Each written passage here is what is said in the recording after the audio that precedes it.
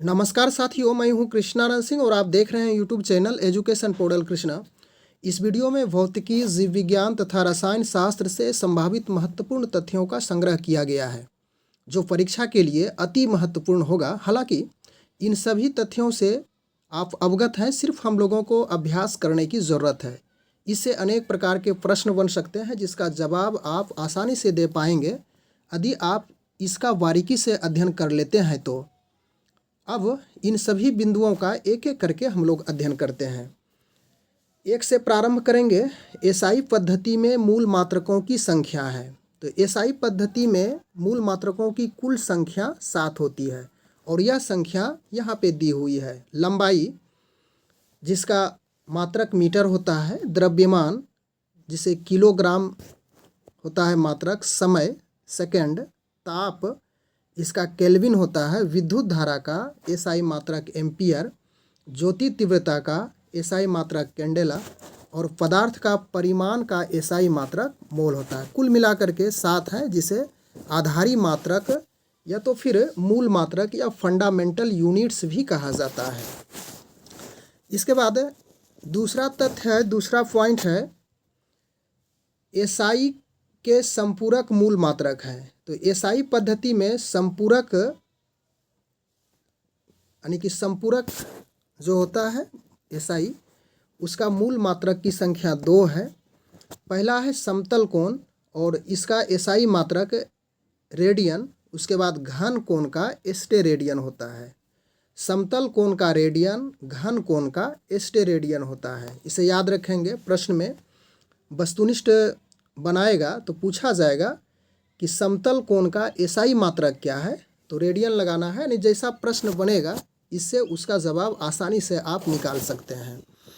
आगे चलें, तीसरा पॉइंट में दूरी, लंबी दूरी को मापने के लिए प्रकाश वर्ष का प्रयोग होता है। यानी कि प्रकाश वर्ष की सहायता से लंबी दूरियां मापी जाती है और एक प्रकाश वर्ष में 9.46 गुना 10 पर पावर 15 मीटर होता है। इसे याद रखेंगे कि एक प्रकाश वर्ष में कितना मीटर होता है, तो यह 9.46 गुना 10 पर पावर 15 मीटर।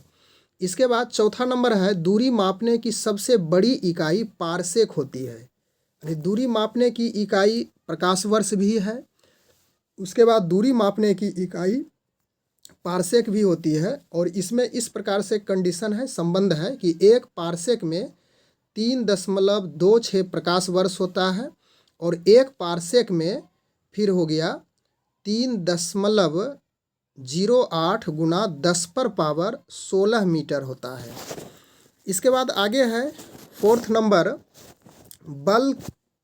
बल का सीजीएस पद्धति में, यानी कि सीजीएस पद्धति में बल का मात्रक डाइन होता है और एसआई पद्धति में न्यूटन होता है।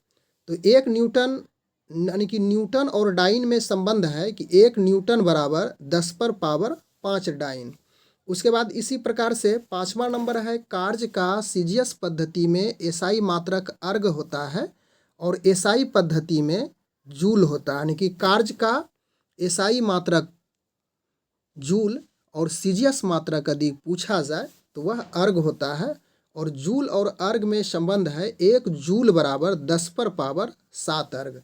समान रूप से यह दोनों प्रश्न पूछे जाते हैं कि 1 न्यूटन में कितने डाइन, तो 1 न्यूटन में 10 पर पावर 5 डाइन और 1 जूल में कितने अर्ग, तो यह 10 पर पावर 7 अर्ग होता है।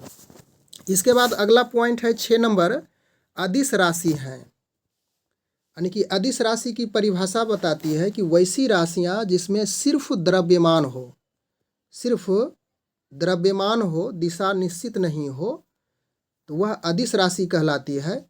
तो उदाहरण स्वरूप द्रव्यमान हो गया, चाल हो गया, आयतन, कार्य, समय, ऊर्जा, विद्युत धारा, ताप, दाब, यह अदिश राशियां हैं। उसके बाद अगला है सदिश राशि। तो इसमें वैसी राशियां जिसमें द्रव्यमान और दिशा दोनों निश्चित होती है, दोनों निर्धारित होती है, सदिश राशि कहलाती है। इसमें वेग, विस्थापन, बल, त्वरण, इसका एक ट्रिक हम लोग याद रखेंगे कि सदिश राशियों में प्रायः देखेंगे तो उसमें वो का या तो फिर बो का जरूर कहीं ना कहीं इस अल्फ़ाबेट का यह वर्ण का प्रयोग किया रहता है। जैसे बेग में देखिए वो आया है, विस्थापन में भी ओ, बल में भी ओ, त्वरण में भी यहाँ पे ओ आया है। तो इस प्रकार से जितनी राशियाँ होगी जिसमें समान रूप से व या तो फिर बो हो तो वह सदिश होती है। कुछ अपवाद स्वरूप है, उसे छोड़ करके चलेंगे तो आपका समान रूप से यह ट्रिक काम कर जाएगा।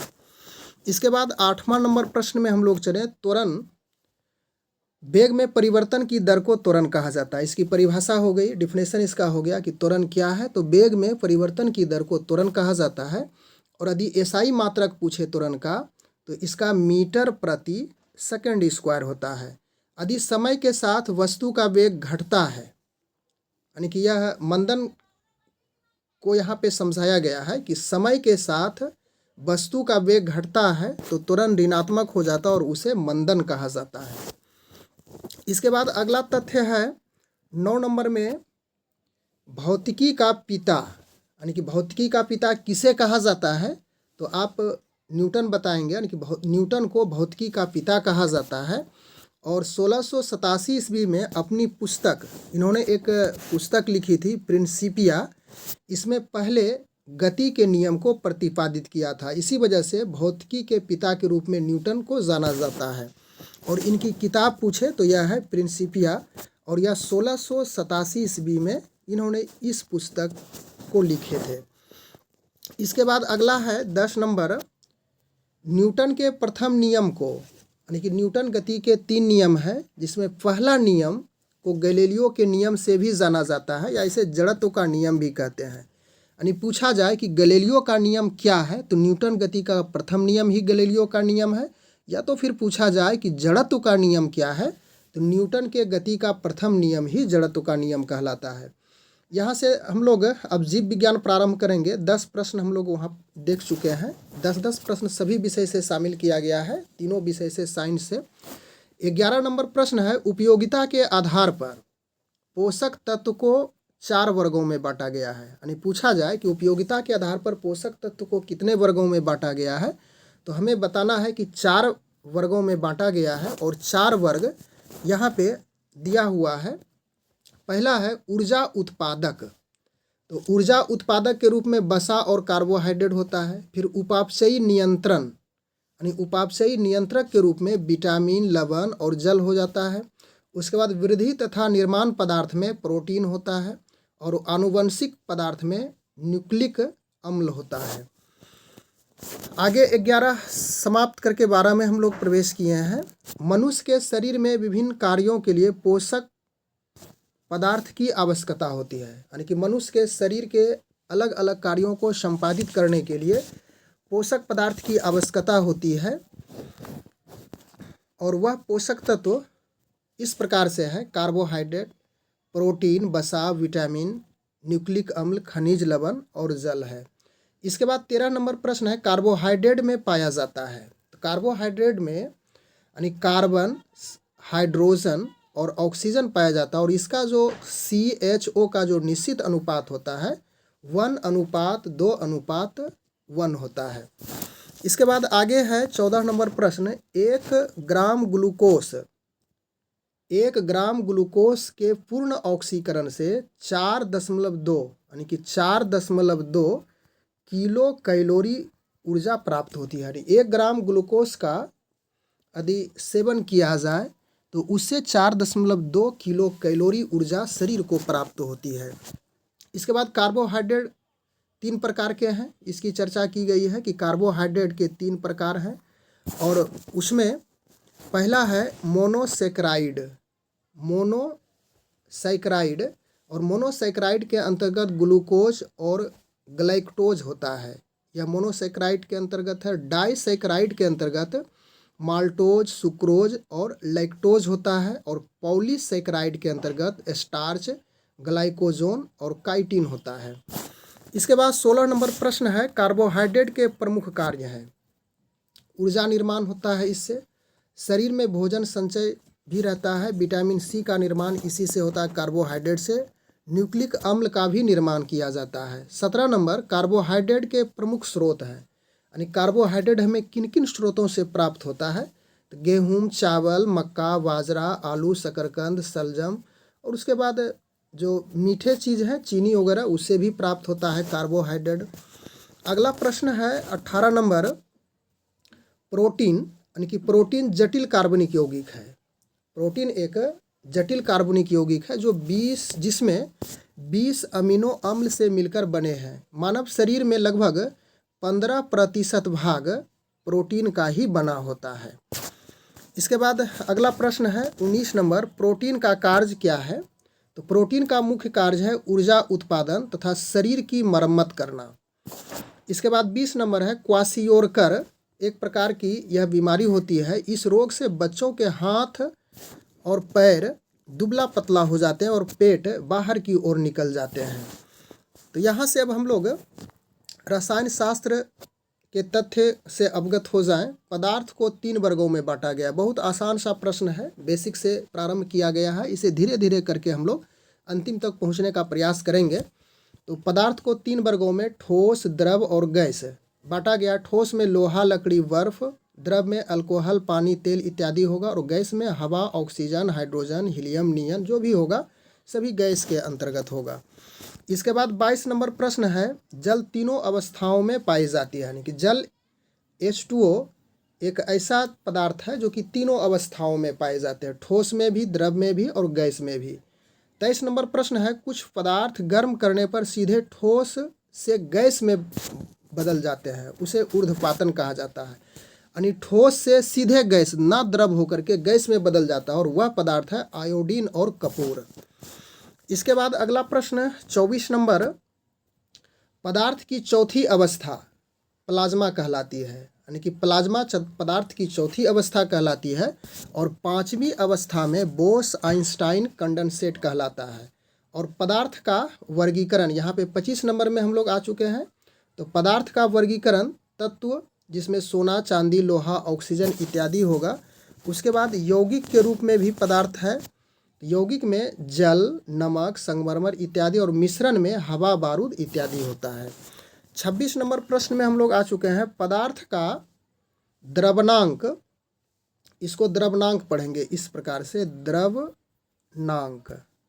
पदार्थ का द्रवनांक और हिमांक का मान बराबर होता है, यानी बर्फ का द्रवनांक और हिमांक 0 डिग्री सेल्सियस होता है, यानी कि द्रवनांक या तो फिर हिमांक कहें, दोनों का मान सेम होता है, बराबर होता है। दोनों एक ही शब्द है, सिर्फ एक अलग अलग यहाँ पे समानार्थी के रूप में कहा गया है, लेकिन दोनों का वैल्यू सेम होता है। उसके बाद द्रवनांक पर दाब का प्रभाव, 27 नंबर प्रश्न है। इसमें दाब का प्रभाव किस प्रकार से होता है? उन पदार्थों के द्रवनांक दाब बढ़ने से बढ़ जाते हैं जिनका आयतन गलने पर बढ़ जाता है। तो मोम और तांबा इसका उदाहरण है। और उन पदार्थों के द्रवनांक दाब बढ़ने से घट जाता है जिनका आयतन गलने पर घट जाता है। इसमें बर्फ और ढलवा लोहा है। इसके बाद 28 नंबर प्रश्न है, हम लोग अंतिम पड़ाव में आने वाले हैं, मुद्रण।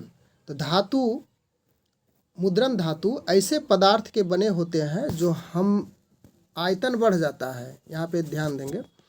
चांदी या सोने की मुद्राएं ढाली नहीं जाती है, केवल मुहर बनाई जाती है। उसके बाद 29 नंबर प्रश्न है, हिमकारी मिश्रण। तो आइसक्रीम जमने के लिए नमक का 1 भाग, बर्फ का 3 भाग, यानी कि नमक का 1 भाग और बर्फ का 3 भाग मिलाया जाता है, और इसमें जो मिश्रण का टेम्परेचर है -22 डिग्री सेल्सियस प्राप्त होता है, तो वह हिमकारी मिश्रण कहलाता है। इसके बाद 30 नंबर प्रश्न, अंतिम प्रश्न में हम लोग आ चुके हैं, क्वथनांक। दाब बढ़ने से द्रव का क्वथनांक बढ़ जाता है और पानी का क्वथनांक 100 डिग्री सेल्सियस होता है। तो इस प्रकार से हम लोग फिजिक्स, केमिस्ट्री और बायोलॉजी से 10-10 प्रश्नों का इसमें अध्ययन किए, जो काफ़ी महत्वपूर्ण है। और इसी प्रकार से यदि यह वीडियो आपको अच्छा लगेगा तो कमेंट के माध्यम से या तो लाइक करके हमें ज़रूर इंगित करने का, बताने का प्रयास करेंगे कि इस प्रकार से बनाया हुआ तथ्य, इस प्रकार से बनाया हुआ जो भी पॉइंट्स हैं, आपको यदि अच्छा लगता हो तो ज़रूर इसकी जानकारी देंगे। तो आगे भी इस प्रकार की जो कंटिन्यूटी संततता है, इसको बरकरार रखा जाएगा। Thanks for watching, good bye.